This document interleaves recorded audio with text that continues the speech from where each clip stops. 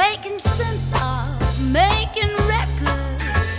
For him, it's easy as pie. It's making records with Eric Valentine. Well, hello, everybody. Long time no see. It's been a little while since I've had a chance to post an episode. Apologize for that. There's just been a lot going on, a whole lot going on. And so this episode is really just going to be kind of an update. There's some cool stuff in there for any gear junkies out there. I'll get to that in a second. Sadly, no, super duper geeky audio playback, Pro Tools session, digging around type stuff on this one.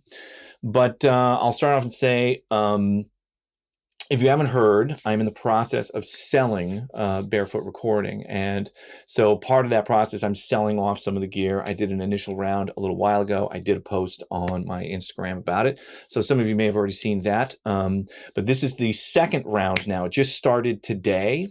And again, put it up on my Instagram. So any of you that are, subscribed to that, you may already know. But if you're not, there's a link in the description for this video. That link will take you to the spreadsheet that shows you all the gear that's available to buy.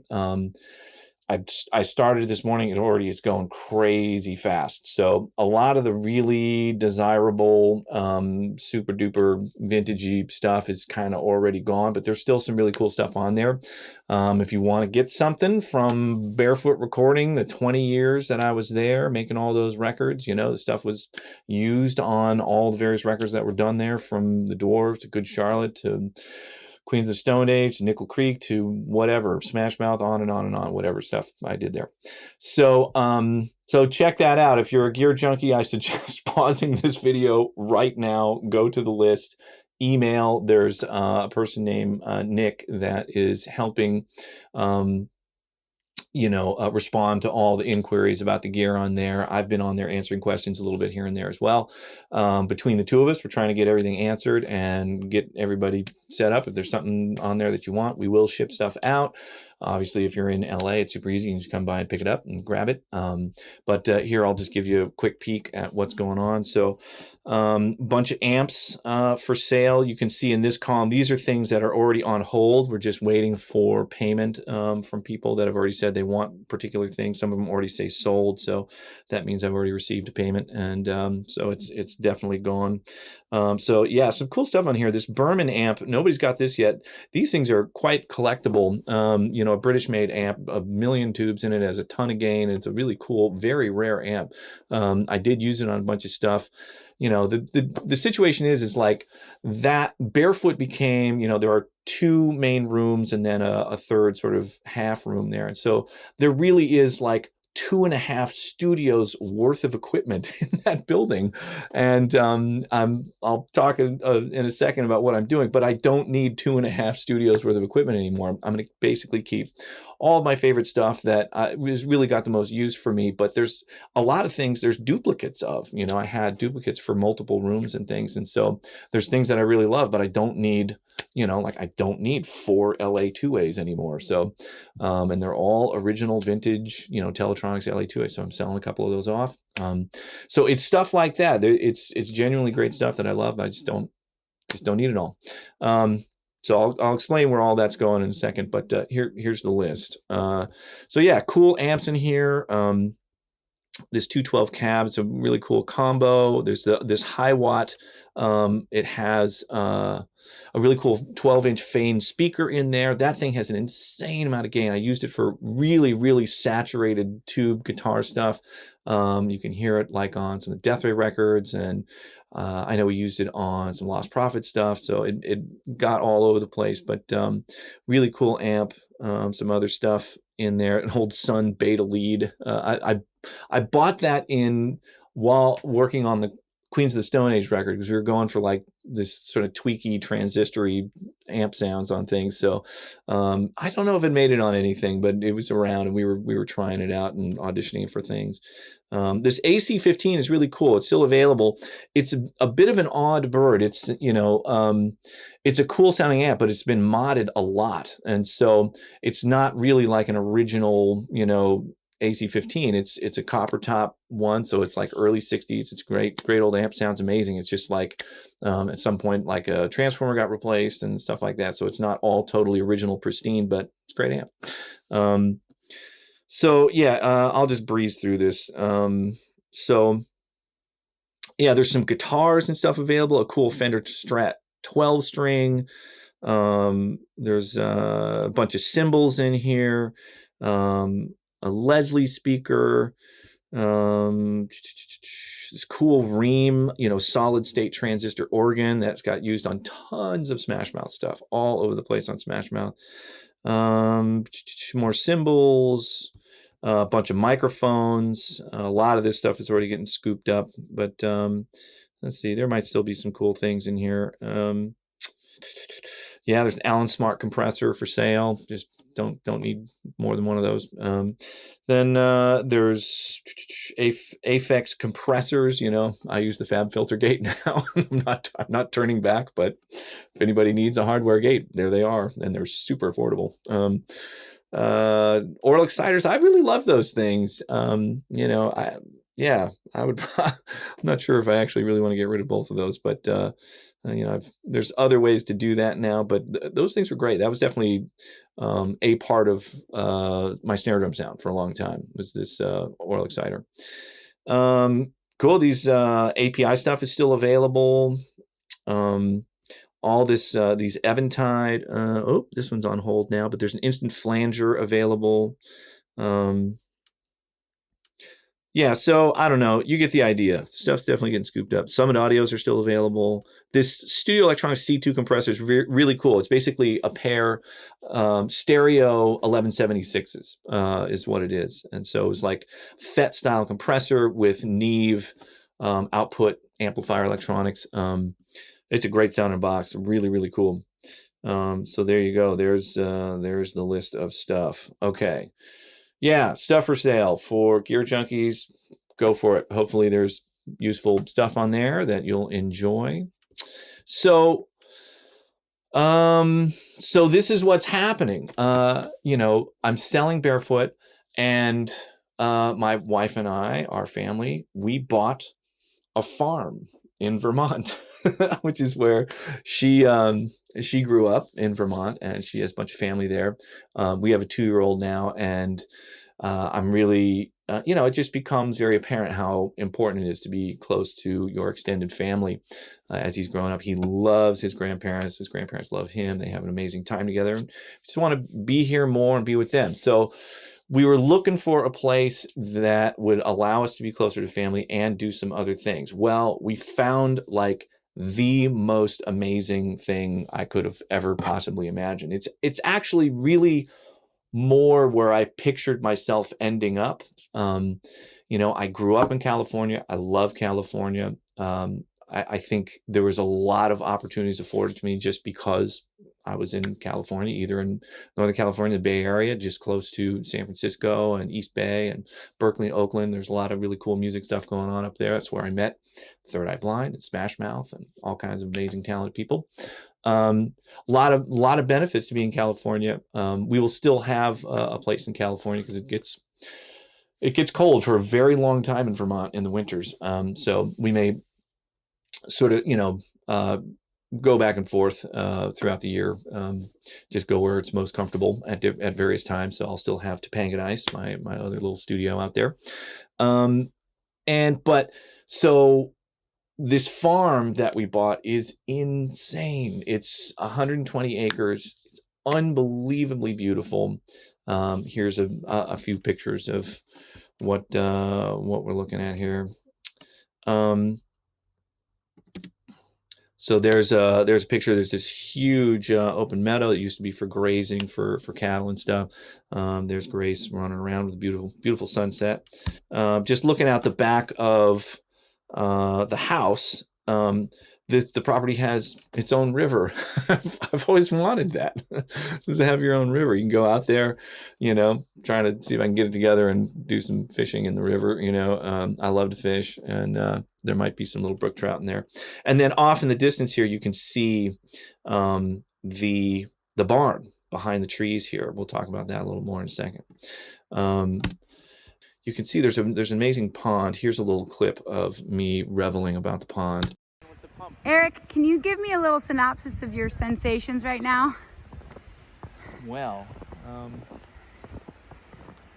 I'm feeling a strong sense of pride in my pond. Yeah.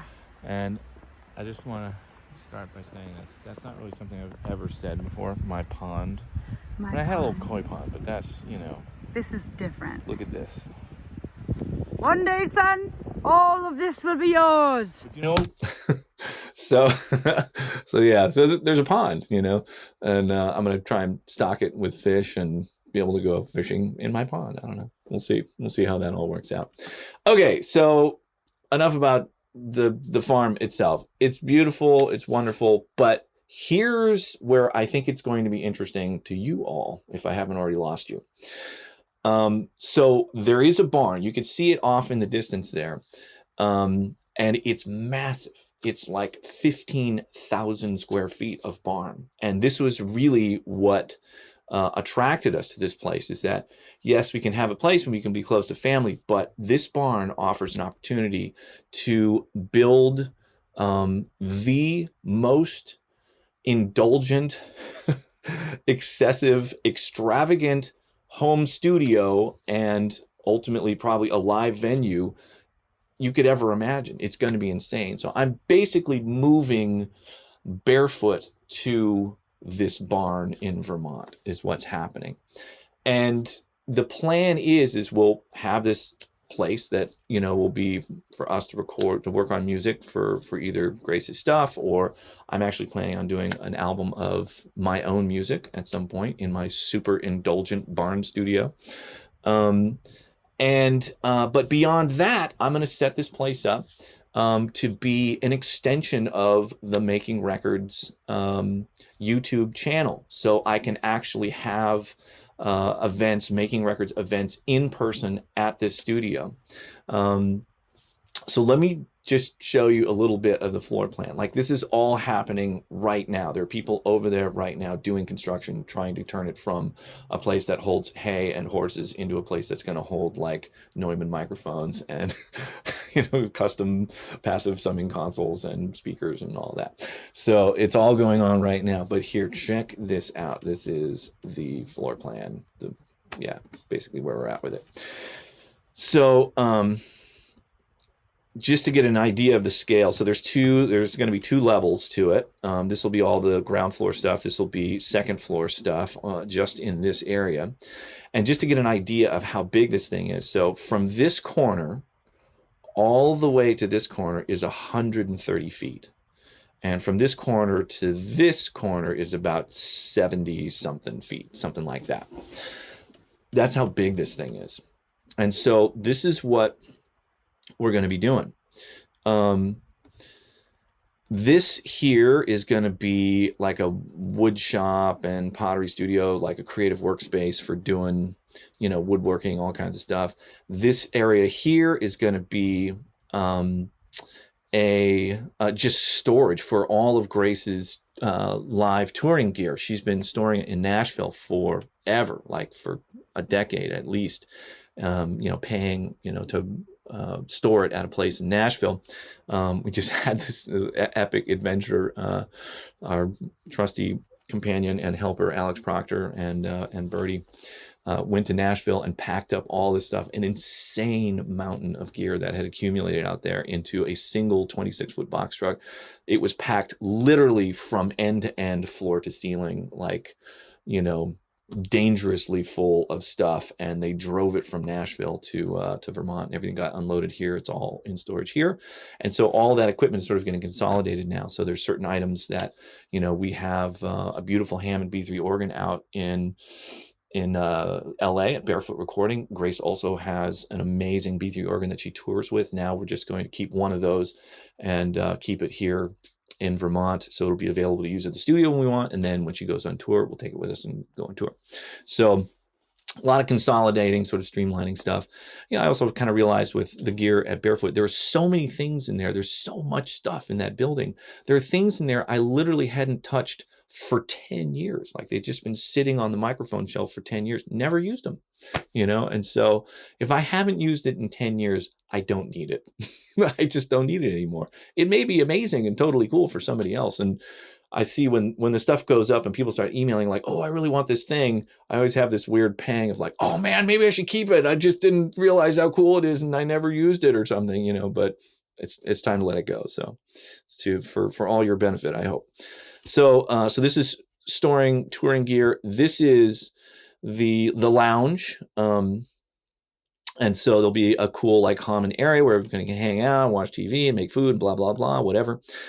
This is going to be a smaller sound room. And when I say smaller, it's really in the relative sense. This is a pretty good sized room. So I'm guessing probably about, a little over 20 feet this way. So it's probably about 25 feet this way, maybe about 20 feet this way, something like that. A little ISO booth here, a little storage closet, like microphone locker there. Okay, this is going to be the control room here. And you can see like the way it's laid out right now, it's set up for the sort of like making records event kind of thing. There'll probably be an option of having a couch and stuff. But I want to do this cool thing of having this more like open layout to the place. And so I'm going to keep the rack mount gear more off to the sides. And so there'll be more racks here. I actually have a digital rendering, a rough sort of preliminary rendering of what the room might look like inside that the architect I'm working with is a guy named Harper Hug. I've worked with him. He helped do the renovation at Barefoot. He helped with Topanga Dice. Like he's just the best. He's my favorite. We totally, communicate and see things very similarly. Like he can anticipate what I'm looking for. And, he's just been amazing to work with. So he's doing all of this stuff and he does incredible 3D renderings of things. So you can really see what it's going to look like before it's done. And so I'm going to do this thing. And I did, a bunch of tests with Room EQ Wizard. I want to do an episode about this. Man, there's just so much has been going on that I want to share. It's just been hard to find time to do episodes and stuff. But did a whole crazy thing. I set up this new space in the Vermont house, and so another round of sort of doing like a quick monitoring thing. I used Room EQ Wizard for that. It was amazing how accurate it was because this is a pretty simple room, simple geometry to the room. And so, if you have something that's basically a rectangle, man, that thing is super accurate. The room simulator in that software is super incredible. And so I did some tests with that to see how reliable it would be. It was really cool. I did a simulation of the room, and then I did an actual, measurement of the room with speakers and the microphone, everything placed the same as in the simulation, and the curves were unbelievably close. So I really trust that thing. I think it's pretty reliable. And so this control room is going to be, a basic rectangle. And I'm using the golden ratio approach that some of you may have heard of. There's this golden ratio in mathematics that's been around for a long time. You find it occurs naturally all over the place in nature. They use it in architecture, and it's ultimately been really, really great for designing acoustic spaces. And so I'm not going to go too far into that now, but it's a golden ratio room. There you go. I'll do a whole other episode about that.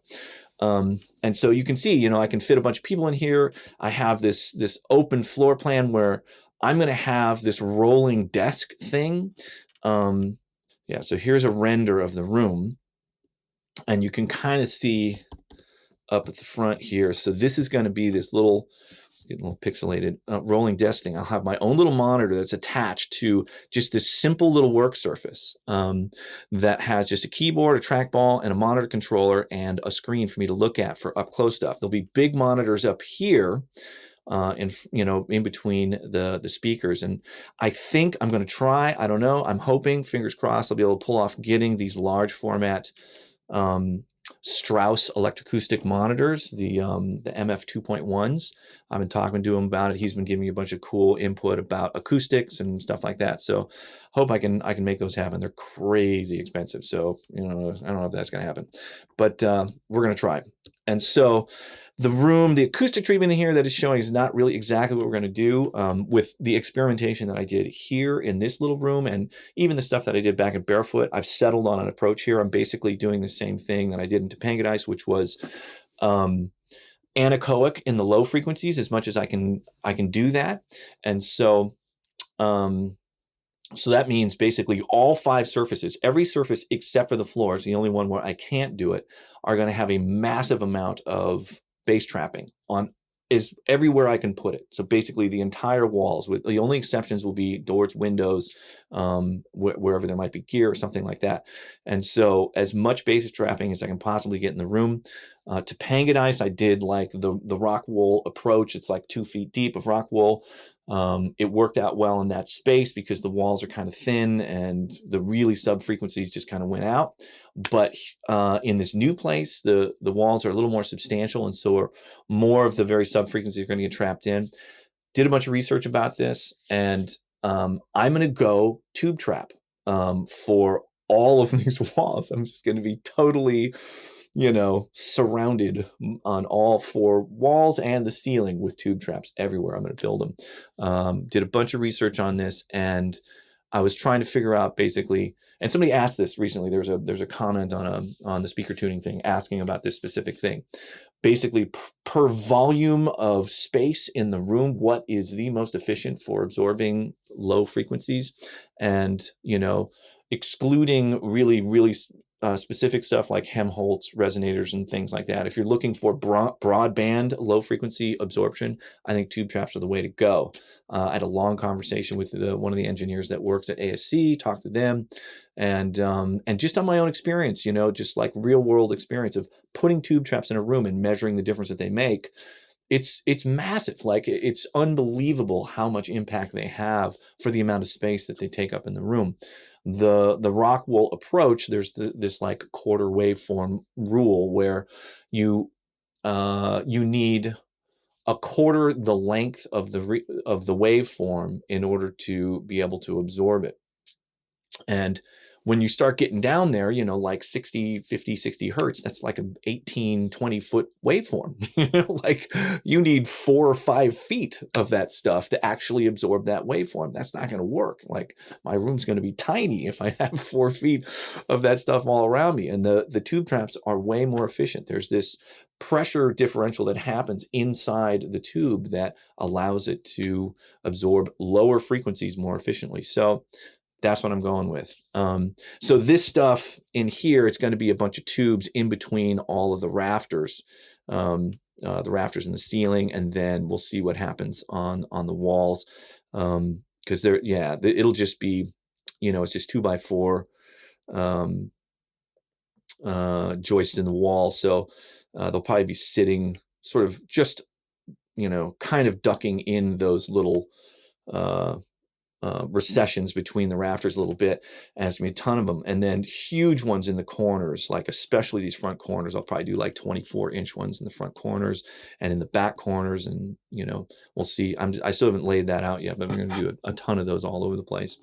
And so it's gonna be a cool place where people can come and and we can do this stuff in person. And so I think I'm going to try, and I'm totally open to suggestions about this. I thought one cool way to approach it would be, I think, similar to what they do with mixing with the masters, but this will be, a broad spectrum thing where it'll be like, a recording retreat. And so you'd come for like a week, and there'd be 5 days in a row where we go over everything. There'd just be a day on recording drums, a day on recording guitars, a day on mixing, a day on whatever.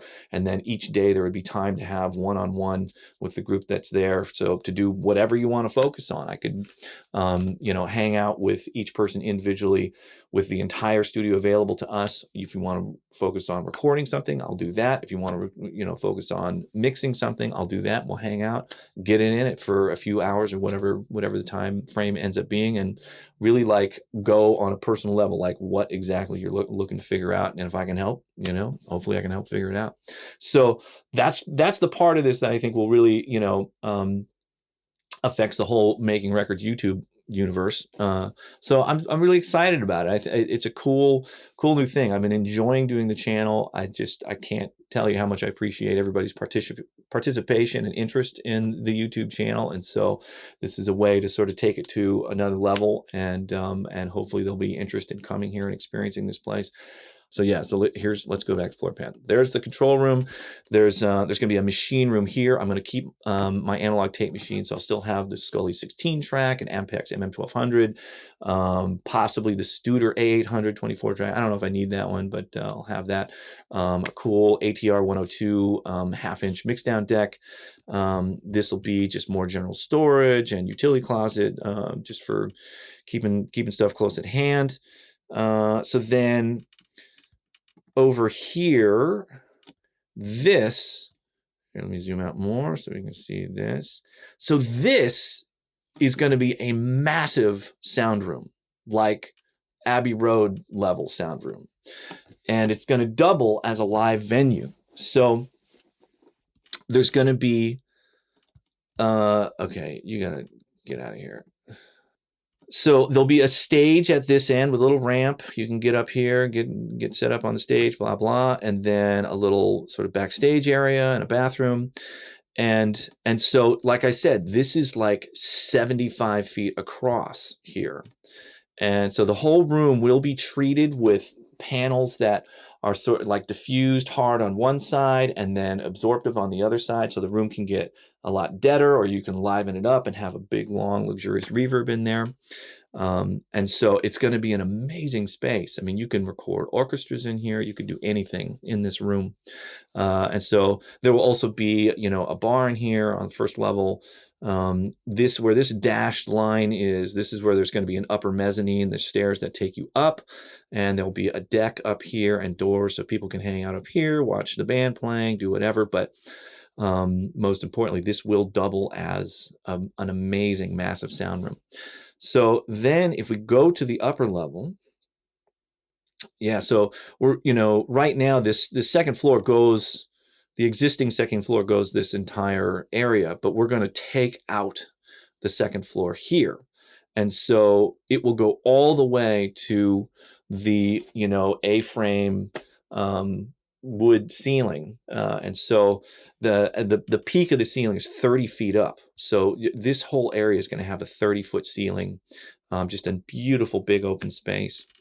And so then the upper level, there's going to be accommodations for people that are staying there, either, there to record in the studio or perform in the venue, or if there are these Making Records week-long events, there are rooms here for people to stay in. There'll be 4 rooms here. Then this is just where you get up and down from the lounge. There's a staircase here. This is going to be a gym. I've always wanted to have my own stupid gym, so I'm gonna have a gym. Why not? We're gonna do that. So that's gonna go in here. This is more storage and organizational stuff. And these right here, these spaces, not one, but 2 real reverb chambers. I told you, like, this is going to be the most indulgent home studio of all time. I'm going to have 2 reverb chambers. So it's going to be a really incredible place. I think, I'm taking everything that I've learned about building recording studios for the last 30 plus years. I think this is studio number 9 that I'm building. And I think I'm finally going to hopefully get it right. We'll see. And just do everything. This is the last studio I'm going to build in my life. I'm promising myself that. And I want it to be everything that I've always wished I had, you know, just this amazing, beautiful, big sound room, something that's tighter and more focused, this sound room, this control room that I think is going to have the most accurate monitoring I've ever had without having a big metal, you know, work surface in front of me. I'm just going to have this very small thing. So there's no reflections off of a console or, you know, a desk or anything. I think it's going to be a really amazing place, just applying all of these new concepts. So I have a couple other videos that I can share, just of me like walking around in this place. So you can kind of correlate what I was showing on the floor plan to what it actually looks like inside that place now. So here's sort of the beginning of that. All right, so this is the very beginning, the very first installment of this insane adventure of converting a let me see if I can fit it all in there, some like 15,000 square foot barn into what I'm hoping will be the most indulgent, excessive home studio of all times. And so the first step is replacing the roof. The roof that was on there was really only for being a barn. And so it's just a layer of metal, and that's it, no insulation. Kept it dry in there, but it doesn't keep it warm, that's for sure. And that's an issue here in Vermont. So they've started the process. They're peeling the old metal off. You can see on the ground there, that's all the stiff polyiso insulation boards that are going to go up. It'll be a new standing seam roof on everything, on the whole thing. So they're just getting started. It's been pretty crazy. You know, we're supposed to start on November 9th, but because of weather and trying to get materials together, everything got pushed back. So now it is November 16th. But, you know, that's the way it goes in construction a lot. I've done a fair amount of it, and I don't think it's ever gone exactly on time. So here it is. We're doing it. All right, so I thought I'd do a little walkthrough so you can kind of correlate what the actual space looks like compared to what's on the actual floor plan layout. So I'm going to flip the camera around so I can just sort of point and see what I'm pointing at. This area right here, there's two garage doors here. This barn was owned by this sort of eccentric, amazing, awesome guy named Steve Phillips that was really into all this like crazy adrenaline stuff. He was into, you know, race cars and planes and helicopters, and so these are garages where they worked on race cars here. So what this is gonna become, all the way on this end, from that pillar over basically where this garage door is, this is all gonna be a wood shop and like pottery studio and stuff like that. You know, it'll be, you know, creative, crafty stuff. And then this garage door here, in between these beams, all the way across here, is gonna be storage for touring gear. And then as I go over here, let's zoom out so I can try and show. So all of this area to the right of that beam there, this is all gonna be the lounge, sort of hangout area for the studio. All this stuff on the left side, you can see there's some offices and like a metal shop and stuff that was in here before. This will all get torn out, and this is gonna be a big long hallway that goes all the way down. And then over here, this is where the control room for the studio is gonna be. So basically where that sort of green wall starts, and it'll go all the way until about here. I'm gonna do my crazy thing of just doing tons and tons and tons of bass trapping. Try and make it anechoic in the low end and add diffused reflections in the mids and highs. That's my new plan here. And then this area, most of this will get torn out. This is gonna be the smaller sound room all through here, so this stuff gets torn out. There'll be a new staircase that goes here to go up to the second floor. And then we'll go upstairs. So this staircase is gonna go away. So we'll go up here. So this area is going to be where all of the little studio apartments are. People that are, working in the studio or playing in the venue will have places to stay. Oh boy, that's loud. Holy mackerel. This area here, this is going to be reverb chamber number 1. This will be reverb chamber number 2. And then along here, there's just going to be a gym and then like utility closets, stuff like that, just for breaker boxes, networking, stuff like that. So then down here, let's see. Okay, so then once we pass past this threshold here, this is where the live venue part is going to be. So then this is going to be the live venue area. And so all of this on the left is going to get torn out and the ceiling is going to get torn out. So the ceiling will go 30 feet up to the A-frame roof. And so we'll have this beautiful, wooden A-frame roof that goes all the way up. You can kind of see how high it goes here. If we look up there, yeah, so there you can see the very, very top of it, how high it's going to go, 30 feet up there. So all this gets torn out. So the venue is it's about 70 feet, the long direction, and I think it's a little over 30 feet left to right.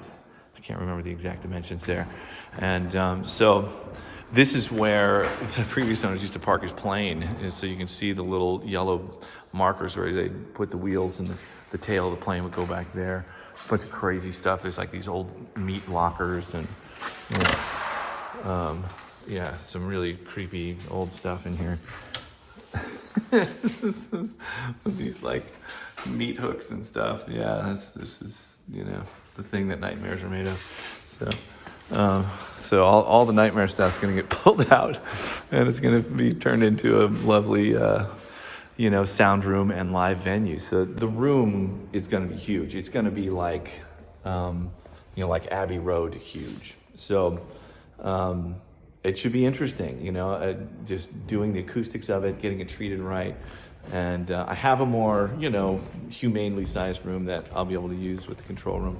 But, this is going to be the ultimate dream setup.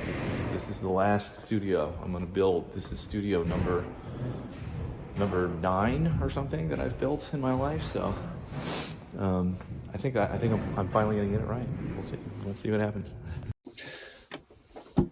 So yeah, you can. I'm sort of repeating myself a lot here. I'm just super excited about this. So, you can kind of see what's going on with the with the inside of the place. It's just like it's an interesting place. It really hasn't been used much at all for the last 25 years. So it's cool to breathe some new life into it. Here's a little bit about the trials and tribulations of doing construction in Vermont. All right, so we're replacing the roof. So you can see there's no roof. And as it will do in Vermont, it's snowing. So we've got, it's snowing inside the building. And this part of it here, this second floor deck, this plywood is something that we're trying to keep. So I am going to try and shovel some snow. It's saying that it's going to, snow just a little bit today, then it should be clear the rest of the week, so we can probably get this thing, buttoned up. But occasionally we may have to shovel some snow to keep it from getting totally soaked and destroyed inside. So that's what I do a little bit of here, this new adventure. All right.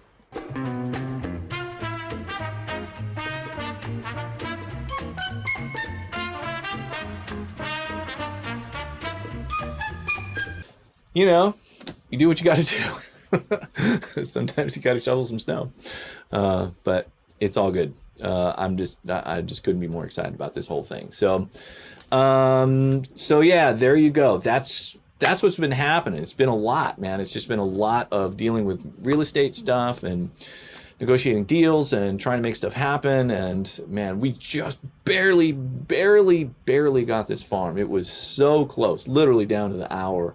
I was able to get an offer in and get this place. And so I'm just grateful that it happened. We're so grateful to be here and so excited about all of its potential for the future.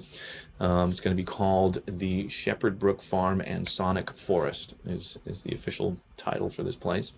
And so I want to just share the whole thing with you all as it goes. You know, there's going to be all kinds of interesting developments with just designing the studio and building it, and I'll share all of that, you know, what I think is going to build the ultimate studio. You know, I like to do things so they'll work really well, but I also like to do things so they're not like just ridiculous. I'm just not like spraying money at things. I want to do things smart, you know, and so hopefully there'll be some useful information in there. So you know, this episode is not a whole lot of music stuff going on, but it's going to sort of, you know, carry us into the next era of this stuff. So I am going to do a music episode next. I want to congratulate my wife on her 2 Grammy nominations for the album Daylight. Super exciting, and one of those nominations is for Best Rock Performance. It's the title track song called Daylight, so I believe that is going to be the next episode. It's some fun, you know, Zeppelin-esque rock music that we can dive into. Super happy with the way that one came out. It was a cool track, and there's cool demo versions, and you can kind of check out the evolution of the song. I was a big part of writing it, and so I think that'll be a fun one. We'll probably do that next. But that's what's been happening. That's where I've been. I've been, you know, doing crazy real estate stuff and buying a farm and doing things. So I think things are starting to settle down a little bit, and I'll be able to get some more episodes going. But thanks for your patience. Thanks for your interest. I'll see you soon. Bye.